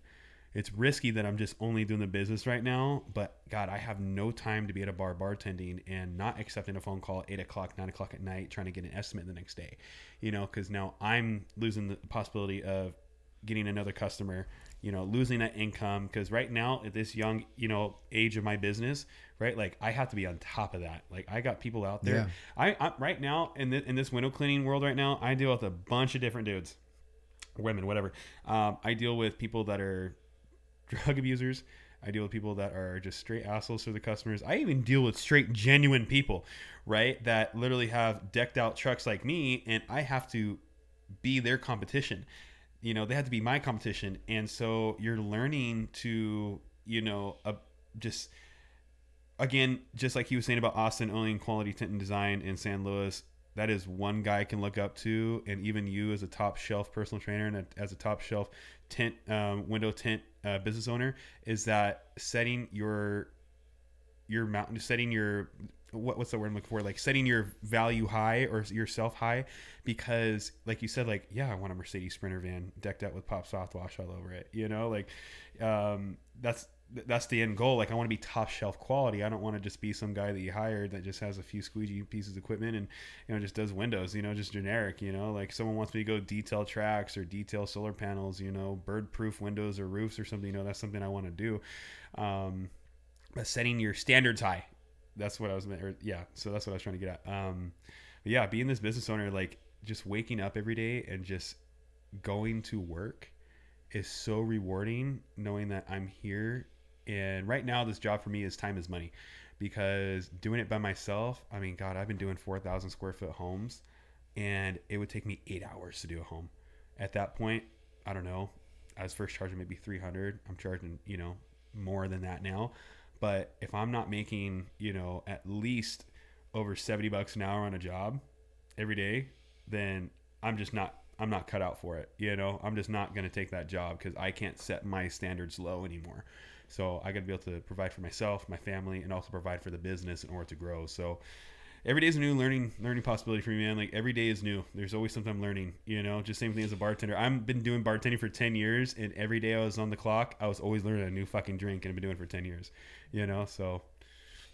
You may, and that's something that you need to effectively station out or carve out yourself. You need to carve out your own market. Mm-hmm. So if you want to be the high end, well, that's fine. One, you have to develop obviously the skill to be right. High end, to back it up, right? But the other thing is you need to cater to the market that has a disposable income that can pay for you and not deal with the others. There are other window cleaning businesses that will support those people. But if your main crowd, or you want to have a space in the higher end market because you're a higher end cleaner, because you have everything to back it all as well. You have the tools, you have the skill, etc. You have the personality, the likability. All those components are naturally tethered together, and they create that experience for the client. Well, if that's the case, then you need to anchor yourself in that higher end market and never go outwards. Right. Because if that's the case, people will talk about you in that higher end market, and because people have this disposable income to pay for something that's a top shelf window cleaning business, and they want to because it's bragging rights to their friends or family, whoever they talk to, once they know the name Pop Soft Wash is affiliated and tethered to higher end homes, right, or higher end businesses, etc. It's not about window cleaning. It's about what experience you provide to the person in the window cleaning business, and the image and everything that's under that one umbrella of Pop Soft Wash that caters to that person's understanding that, look, this is the top end, and I'm going to pay for the top end. Right. And when you don't venture out of that and you set your standard there and you do not deviate, something happens. A shift takes place within the actual market, and people now associate you with only the high end, and they don't even call you because they can't afford you. Right. But the people that can afford you, because you're being talked about amongst this culture, this higher end culture, they're the only ones that call you. You don't waste your time with the people that don't have necessarily disposable income to provide, or to rather bring on your services. And I'm not saying that to be prejudiced here or draw a line in the sand between the rich and the poor, or the blue collar and the white collar. I'm not saying that. I'm just saying that if you have everything to boot to back you up to be the higher end window cleaning business, right, then it would behoove you to not only market yourself to the people that have and can support your needs and your desires to have that higher end business and everything that you do on your end to support that higher end experience. So you will, that saying, you are what you attract. Yeah. Or you attract what you are, rather. 100%. Okay. Well, if you think of yourself as just bare bones window cleaning service, I'm just a window cleaner, blah, blah, blah. And you may have to think that way for the first few years in order to get your stripes, so to speak. Right. Right? But once that happens, make a shift to the alternate market and do not go back. Right. And I would argue that the reason why you're successful in Pop Soft Wash at such a young, or such a early stage, is because you don't have a plan B. This is the only plan. And as men, when you only have one plan, you tend to go all out on that one plan. Yeah. And you tend to put everything into that one plan. But when you have a plan B or C or whatever, you're like, I'm not really, if this doesn't work out, fine. People think of that as being smart. Yes, it is, I guess, to some degree. But I swear, something is different, and it shifts when you adopt the plan A and that's it, and you've burned every other boat on the fucking water. Amen. So I would say that that's a good thing, even though to some people, the people that are comfortable and non-risk takers, that's not logical. That's not smart, Johnny. Don't do that. Don't be that way. I hear that all the time. Okay, but they're not you. Right. They don't have your vision. They definitely don't wake up with you and go home with you every day and are the driving factor or impetus behind whatever you are doing. Right. So they don't get a say in this shit. Amen. They don't get a say. You're the final say. And as a man, you adopt that responsibility. Yeah. You have the final say. So, plan A, yes, not that logical. Very risky. But that's why you're an entrepreneur in the first place. Amen. Because you want to adopt that risk. If you didn't, you would have stayed at fucking Spencer's Market or California Fresh. Right. You would have stayed working at the grocery store. You would have stayed doing personal training on the side, etc., etc. Not really having a direct, definitive path in life. But now you do. And I'll tell you what, I'm not saying this shit because you're my friend. I see Pop Soft Wash as an elite service. And I do see you having multiple trucks. And I don't mean multiple little vans. I mean multiple Sprinters with your name on the side. I actually see it also as you branching off into like doing what do you call that? Corporation? Huh? Like corporation? No. I see it as being a something that people can buy and do their own. Oh, I don't know why I'm blanking on the word. Not merch. I'm blanking on the word right now, man. Like having your own product to sell, like your Pop Soft Wash window soap or something. Is that what you're trying to get at? No. I'm blanking on the word. I don't want to get. I don't want to put too much time into it. But yeah, I see you having not only multiple trucks, but then you branching into that end of the market where you can sell the business name and the business truck and everything with the business to somebody else that wants to start a window cleaning business. Yeah. And be what you are. That's sort of what you would obviously teach them what you know in the first I guess in developing stages of them buying a part of your brand. But then they would go off on their own and you would get a piece of their income. And that's what I meant earlier in the podcast. Like, this is, I don't know how far, I know how far I want this business to go, but am I going to be doing Pop Soft Wash forever? No, because I have so many dreams and aspirations I want to do, and it could be owning properties or investing into other companies and things like that. Because like Justin said, like this is literally plan A, and this is all that I have is this going for me right now. And I had no business plan. I literally went into this with money that I had saved, and I just shoved it into this, hoping that this thing is going to be able to walk on its own. I listened to a guy, he was 85 years old, and he told me when you own a business, it doesn't take 6 months.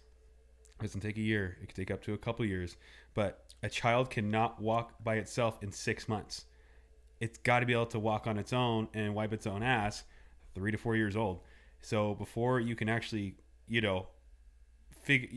I just have to be committed to this idea and stay whole to it and stay strong with it until this business actually can walk on its own, where I can have crews, have them go out there and start working for me and, doing multiple houses in a single day. Let's just say goal 5 to 10 homes a day. I mean, that's where I'm at. I'm doing 2 right now just with me and another guy.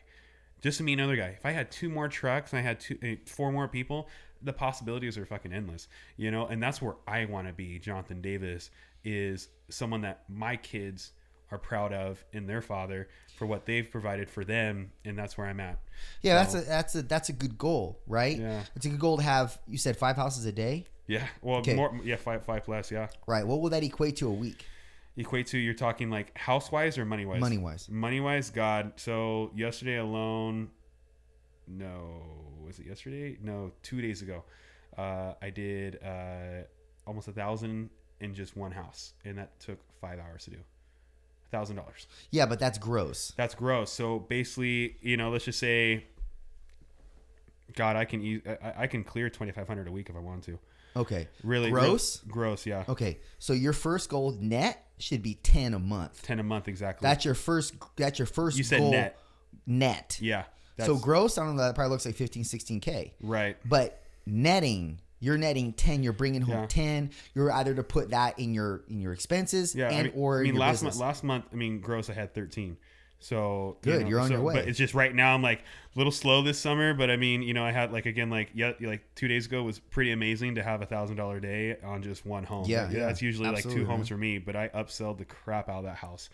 I'm like, hey, by the way, I'm on the roof right now. I sent a picture of her gutters to her. I'm like, your gutters look like shit. And then I sent her a picture of that, and she's like, yeah, let's get them done. So I charged per linear foot for the gutters, and then she had 12 more solar panels that she told me, and she didn't know that. Then I offered some roof cleaning, some sidewalk cleaning. Boom, $1,000 a day in 5 hours. Yeah. That's $200 an hour to me before paying out, my other guy. Right. But God, I told you earlier that if I'm not making $70 an hour, what am I doing? I literally made $180 an hour pretty much the other day, and that's a blessing, to get to that point. It's motivational to me. Yeah, exactly, man. So, and that's the thing, you levy on that motivation. So now I guess your first goal was the $78 an hour, right? Yeah. You set that goal. Nobody else set that goal. You could have set it at 110, 120, 180, but you set it at 70. That's your first goal. You met that goal. You're probably continuing to meet that goal. Yeah. But what comes after you match those goals, or you meet those goals rather, you have to now level up more. And how do you level up? How do you level up in your business based on everybody, all your competition? You don't worry about competition. Right. You only stay focused on what you're doing with Pop Soft Wash. You only make your experience for the customer better, more refined, more tailored to that person, because there's got to be something that sets you apart, or else you're just like the rest. And now you have competition.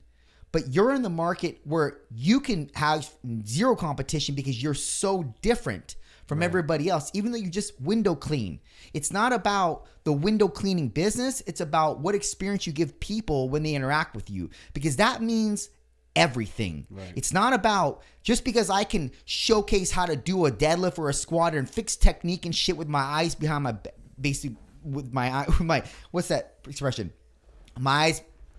Anyways, because I can do that shit not fucking even looking, because I'm so understanding of the actual movement mechanics, it doesn't mean that I have to provide something that is different than the other trainer, because you can get that shit on YouTube. So why do people come to me to train them? Why do they? Here's the big question. How come I retain people for fucking years when my job is to get you flying on your own? Because they like spending their time with me. Yeah. They want to spend their dollar to spend time with me, to interact with me. It's not because I'm me. It's because of what I dispense with and how I dispense and how I make them feel. That's all genuine for sure.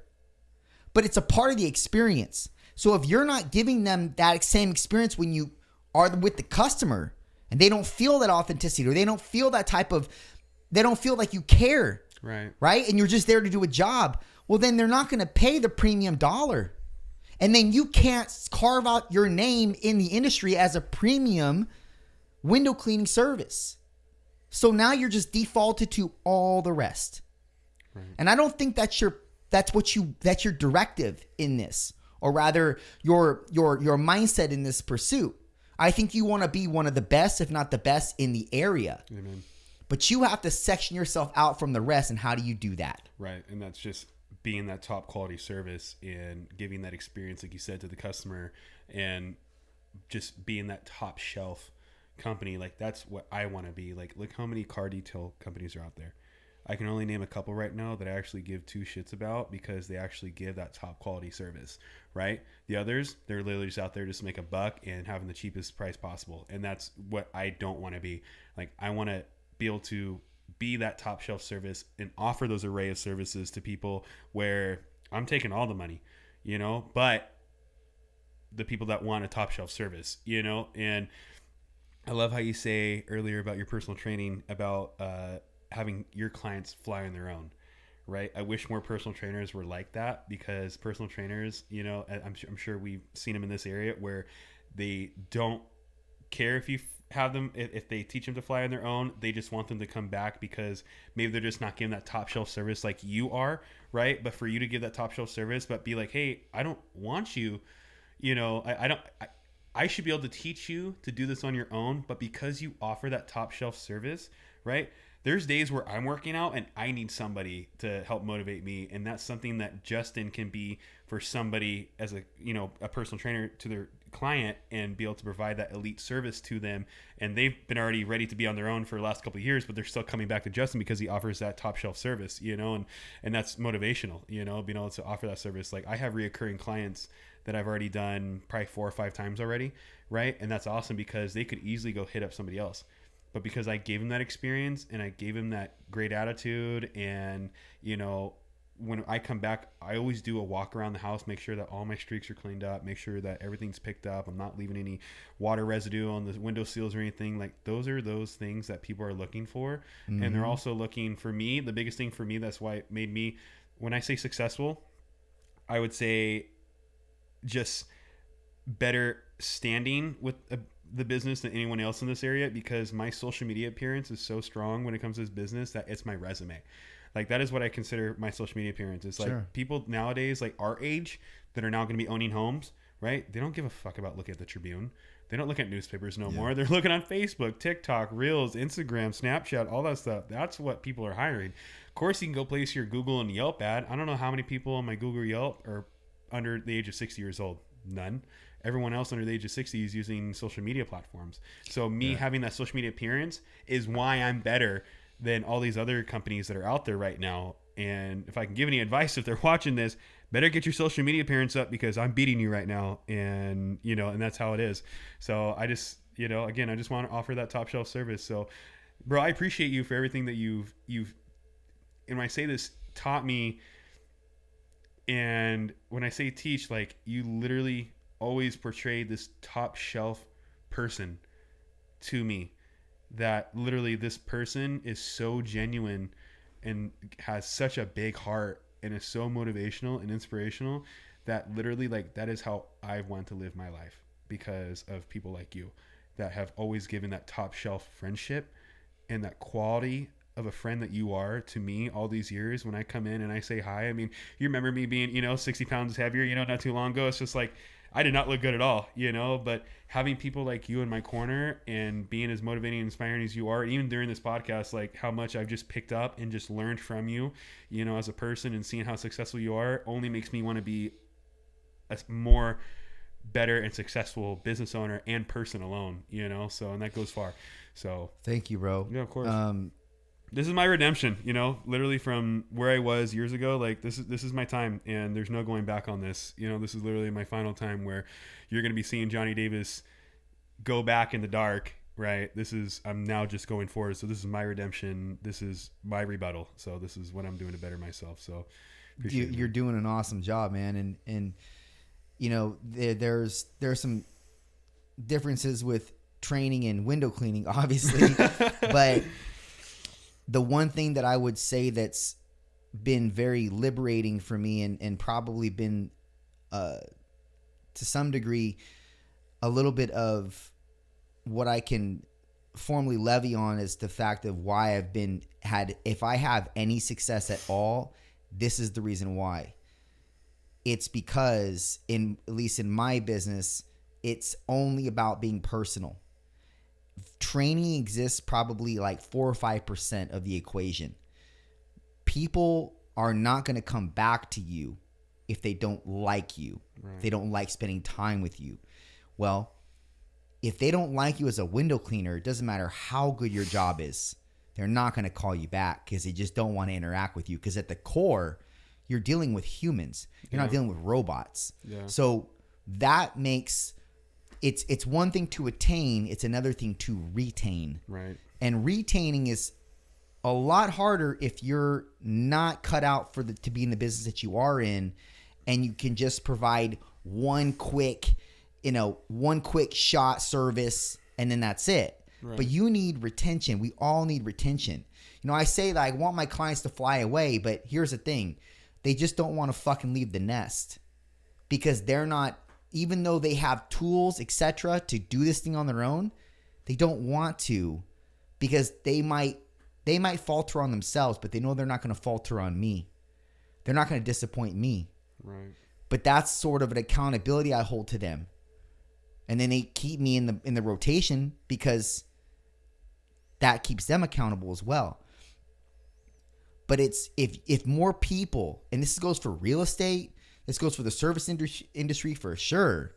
This goes for anything that you do that revolves around people, which is fucking everything. Yeah. Okay. Even if you're selling glasses, you're making glasses for people, sunglasses. Well, that revolves around people. So if you give a shit more about being personable and chameleonizing to the person in a genuine respect, then you have that person.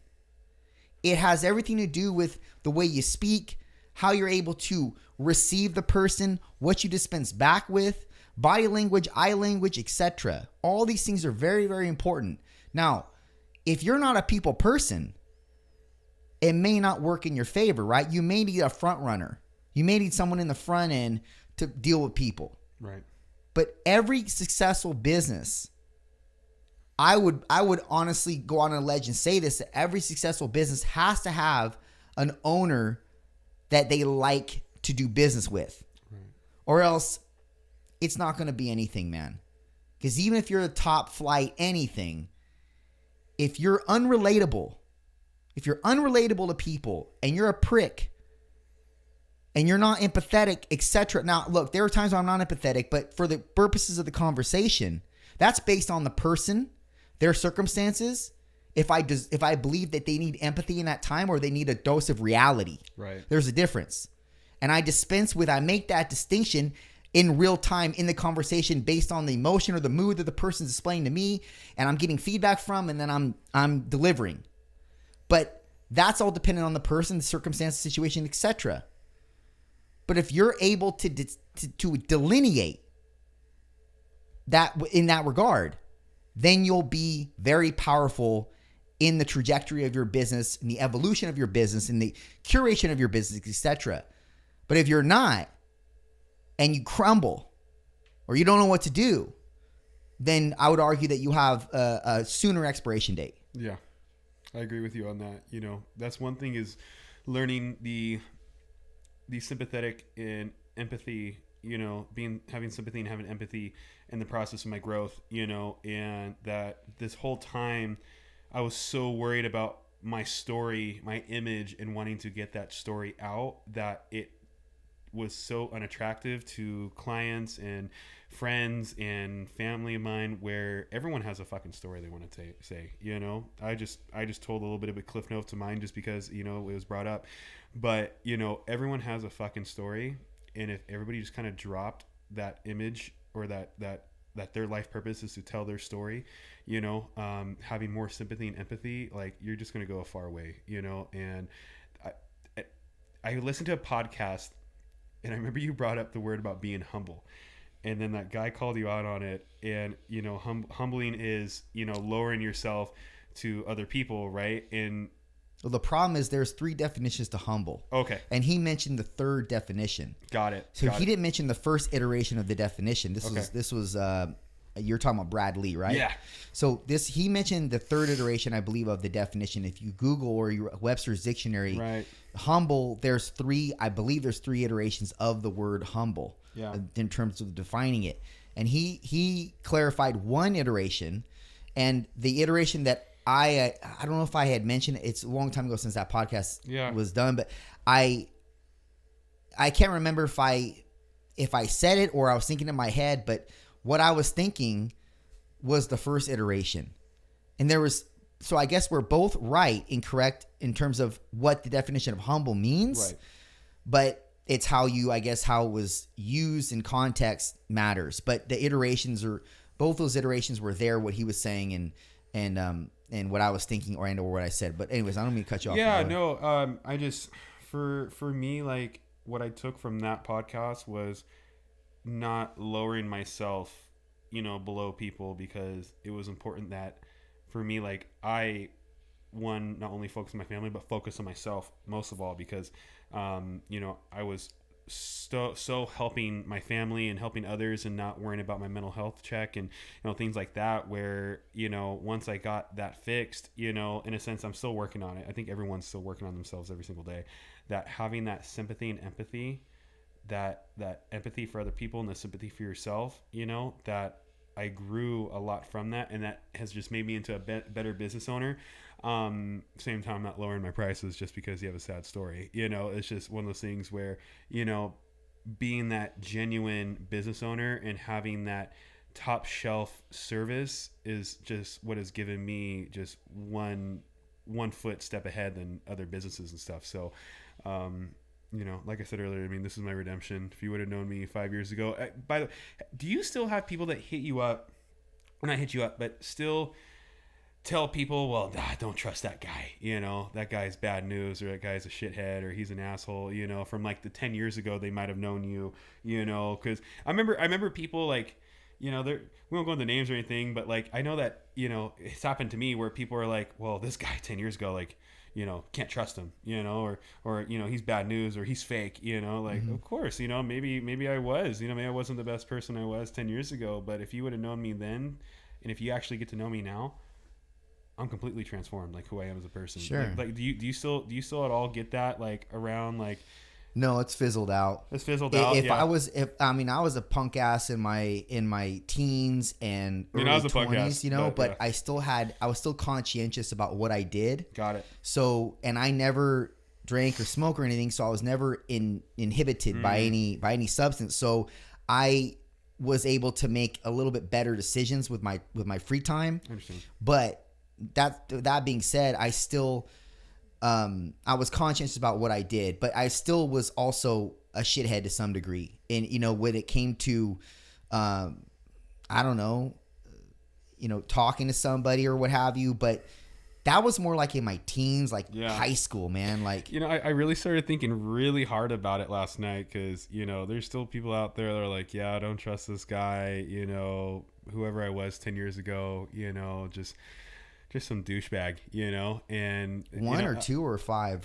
God, you know, I'm going to say 5, you know, honestly, I'm just saying like, honestly, like there's still people out there that are haters and, you know, it is what it is, you know, but to me, it's like, you know, one person starts hating on me and then they start going to tell another person not to trust me. And then that person looks at my social media and they're like, wait, this guy doesn't sound like this guy. Like, look, you know, exactly. look what he's putting out. And I'm like, so keep advertising me. Here's the thing, man. Here's the thing. You need to work in silence and not pay attention to comments or people yapping on the sidelines because the thing is that that's always going to happen even if you're a multimillionaire window cleaning company. Yeah. It's always going to happen. People love to shit on people that are doing better than them. And people love to bring you back to the past because that's where they reside. And that's what I was getting at. Like, I love the haters. You know, it's like, please, like, keep... No, it's not even about loving haters. It's about not recognizing them at all. Right. I don't go on and look... My sound engineer, shout out to Ramon Campamore, he knows that I don't look at comments. I don't look at analytics. I don't pay attention to the fucking numbers. I don't give a shit. Good. All I care about is putting out an actual real conversation that has relatability to people on the other end. Right. And hopefully can give them a sort of glimmer of hope for their potential future. Totally. That's all I care about, man. That and then delivering a word when I do solo sessions. But the fact of the matter is you're always going to have those people. They don't matter though. Yeah. They don't matter because they're always going to exist. Please don't be one of those people that says, fuck, you know, I don't care about the haters. You're making my life better. You know what? No, dude, nobody likes haters at all. And I'll be very frank with you. Nobody likes haters, and haters affect everybody unless you're a narcissist or a psychopath. Okay. In that event, you may genuinely like the haters, but you have a personality disorder to boot. Yeah. So there's not really much, that doesn't really bode in your favor in that regard. But here's the thing. They're always going to exist. People always want to bring you back to the past. People don't understand evolution because they're not evolving. They don't understand the developmental process because they haven't developed past what they were, what you knew them as. And so instead of saying, oh, I love the haters, say, what haters? Yeah. I don't know of any haters. Got it. Because you don't see them. Right. They don't exist, man. And you can be delusional and think that. It's the only thing I'll give you clearance on to be delusional about. Yeah. Just don't think about them. They don't exist, man. Because I could appreciate you saying that more now, you know, and that what haters? Because giving them love is effectively giving them you're giving energy to them in some regard. I give zero energy to anybody who doesn't support me in my progression. Yeah. I give zero energy. That means even if you're contentious towards me, I don't give you any energy, even if it's boding in my favor because it's increasing the algorithm for the comments or whatever. No. Ghost. Nothing. I'm glad I brought this conversation up, honestly, just because, I mean, kind of just like an eye-popping, you know, thing, you know, because I always thought, you know, just like that loving the haters because they're just going to advertise you and then people are going to find out who you are as a real person, you know, but then you saying just not giving any attention to detail, not giving them any type of just energy or anything, you know, because, you know, it's true. You know, one of those things like giving them the energy, I mean, they're just going to keep talking. So, you know, I get it. I get where you're coming from. To be honest with you, I'm still learning from that, you know, and so I'm processing all that right now. To be honest, people say loving the haters is gimmicky. They only say it like because everybody else says it, and they think that they're taking a superior position by saying that. You're not. You're just feeding into the already immersed trend that people say. Nobody wants fucking haters. I'll give you an example. I'll give you a look. Everybody wants to be accepted. More people want to be accepted than not accepted. Right. Okay? Unless, like I said, and nobody wants contention with people. The reason why people will say I love the haters is to essentially shove under the rug their feelings their innate feelings or proclivity to want to be accepted. Like, this doesn't bug me. No, motherfucker, that bugs you. But you're going to deal with it and battle with it in regard of actively saying, oh, no, I don't care. Right. I love the haters. I'll one-up you. I love you. No, you don't. You're being inauthentic effectively by saying that. Because every one of us human beings, wants to find our tribe, want to be accepted. So when people don't accept us, that's kind of a problem to most people. Most sane, non-personality disorder oriented people have a fucking problem with that. Yeah. Because you should. Because us as humans are meant to be civilized and come into communion with one another and interact with one another. That's how we built a civilization in the first place. So for you to say, I love the people that are talking shit about me, you're effectively being inauthentic in my opinion. No, you don't like them, and because you don't like them, and because they're not helping your progression, don't give them any energy. Period. Got it. No, I feel you. No, I understand. You know, I mean, like you said, it can be more like a niche thing. You know, for me, I just felt like it's benefited me, in a sense of, you know, I get people that, you know, hear BS and then they follow me, and then, you know, I've had people reach out to me like, oh, like, I can't believe that person said anything about you, because you're actually this real, genuine, like, type of person, you know, like, you know, let's just throw authentic out there, you know. It's just like, really, like, this is who you are now, who you were 10 years ago. You know, people don't understand that movement of evolution, you know, like how people can literally change their whole life around. Like today, you could be 54 years old, be a drug abuser, and evolve and be this complete different person by the time you're 60 years old, right? Mm-hmm. But people are still going to think of you as that 54 and what you were doing for the last 54 years of your life, but won't see what the growth you did in a couple of years, you know, to get to that point now where you're at now. So, you know, so I guess going into that, you know, I mean, people talk, you know, all the time, you know. This is, like I said earlier in the podcast, like, this is my redemption. This is my rebuttal, you know.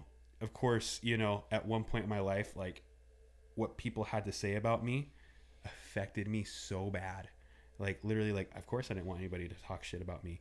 You know, I guess more of like loving the haters, when I meant by that was more like, okay, like, not giving them the time, right? And if you want to keep spewing, by all means, but at one point it's going to die off, you know. I'm not out there posting love the haters, you know, keep advertising my shit, because that's when I'm not putting that out there in that universe, other than just in that image of me. But I'm not like posting on a story like, hey, love the haters, keep sharing, you know, like, you know, it's share my content, you know, do whatever you want to do. It's just more like, you know, move on, you know, love your enemy. I mean, that's how I have always thought about. So, but I mean, your side of it is really amazing, and, you know, like, I understand where you're coming from on it too. So I like that. That's awesome. Well, I appreciate that, man. Yeah. And look, I mean, you're working right now. You should just work in silence, man, and let your accolades speak for themselves. The actions. That's all that really matters, man. Yeah. And that's really the true art of being humble, is working in silence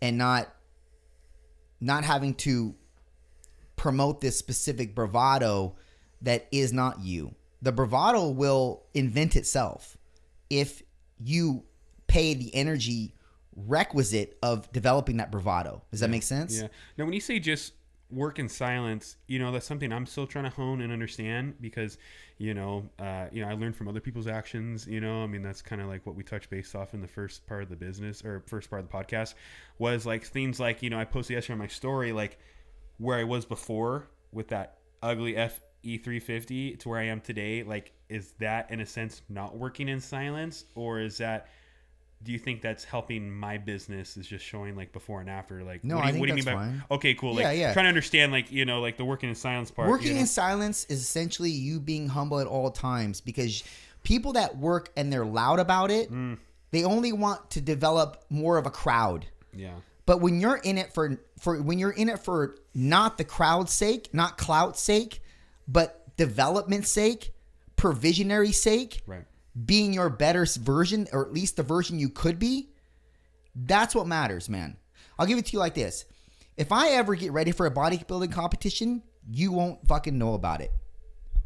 Because I'm never going to go in the gym with a tank top on and show off any shreds. I'm never going to fucking tell anybody about it. I'm just going to show up at the event center. That's what you're saying. So that's working in silence. It's tantamount to anything you do in life. But here's the thing. Many people need their ego stroked, and they need to feel like other people solidify them or co-sign them in the process. So because of that, they will speak about what they're doing. Right. By you promoting your business, all you're doing is marketing. Marketing is not working in silence. Yeah, but I mean, even years ago, man, like doing the personal training for me, like I had, and you could agree, disagree, but I had a high ego. Like who I was as a person, like I felt I did because, and when you say working in silence, like I wasn't working in silence. Always posting workout videos or just being a dude in the gym, you know, and that's just how I felt, you know, because like, you know, doing the whole, you know, training Kevin to work out and all this other stuff, you know, like it could have been out on social media a little bit different, I think, you know, like the way I portrayed him, like as like my staple into like the personal training thing, you know, was, you know, like you said, working in silence, you know, things like when I was trying to get ready for the bodybuilding competition, like having videos every effing day when I was working out, like that was not working in silence. So when you said ego had to be stroked, mine did get stroked. Like literally, like when I went through that whole issue in 2018, 2019 with finding out who my daughter biologically was not mine, all the other stuff, like that was my check. Like that was like, whoa, I'm here. It brought me all the way down to here. And I had to work myself back up to that point now where I'm having to be humble in a sense where, you know, I'm tend to be working in silence right now because I'm still working on it. But being sympathetic, empathetic, and then also just changing my mental check, you know, like literally doing what I'm doing for my own mental health and being stronger, you know, and maybe if it inspires or motivates somebody on the way, fuck yeah, that's awesome. You know, that's just, you know, but who I was. You will, because you're leading by example, man. Right. And many people don't lead by example. They only lead for purposes of the bravado that follows. Right. But that's going to have an expiration date. Yeah. But when you lead by example and you have purpose behind the lead, that shit doesn't expire until you expire. Right. I love that. That's awesome. Well, let's end it there, man. Hey, I appreciate you. Listen, man, tell people where they can find you. Hey, so if you want to find me on social media, you can follow Pop Soft Wash on Instagram or Real Jonny Davis. That's with 2 Y's. You can find me on Facebook, Jonny Davis, Jonny Davis. Yeah, follow me on Instagram, TikTok, Facebook. I'll be around. All of them. All of them. All right, man. Thank you, brother. Hey, brother. Appreciate you, man. Done. Sweet. Oh man, my fucking knee was killing me, bro. Damn it, bro! I'm sweating like a goddamn baby. Yeah, you were sweating pretty good, Woo! bro. That was good, though, bro. Dang, man, it got me working out, dude. Just sitting. Yeah,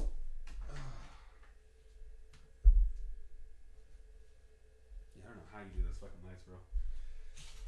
Unless your heart rate. Wait, what'd you say?